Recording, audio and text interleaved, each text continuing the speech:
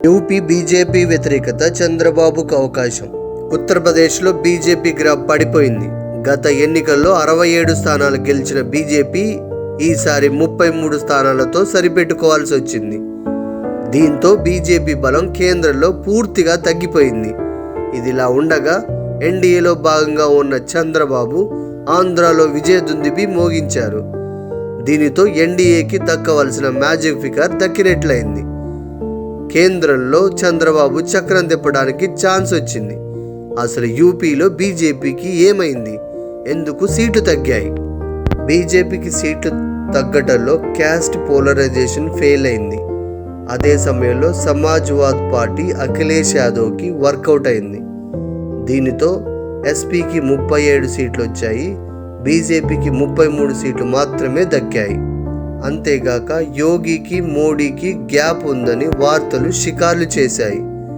ఇది కూడా ఓట్లు తగ్గడానికి మరో కారణంగా కనిపిస్తుంది. అభ్యర్థుల ఎంపికలో జాతీయ నాయకత్వం లోకల్ లీడర్స్కి ఇంపార్టెన్స్ ఇవ్వలేదు. దీంతో పార్టీ కార్యకర్తలలో లోకల్ లీడర్స్లో అసంతృప్తి రగిలింది.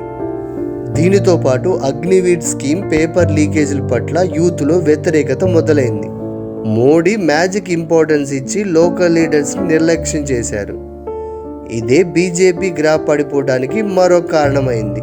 67 నుంచి 33 సీట్లు తగ్గేసరికి బీజేపీకి ఎన్డీఏ కూటమిలో ఉన్న మిత్రపక్షాల అవసరం ఏర్పడింది. ఇదే అదునుగా భావించిన చంద్రబాబు లక్కీ ఛాన్స్ కొట్టేసి చక్రం తిప్పుతున్నారు. ఎన్నికల వైఫల్యం సాకుగా చూపి సీఎం యోగికి చెక్ పెడతారని అనిపిస్తుంది. అరవింద్ కేజ్రీవాల్ అన్నట్లు మూడోసారి పీఎం మోడీ అయితే భవిష్యత్ పీఎం రేంజ్లో ఉన్న యోగిని ఎన్నికల తర్వాత పక్కన పెడతారని జోసెన్ చెప్పారు. అదే అయితే ఏం జరుగుతుందో చూద్దాం.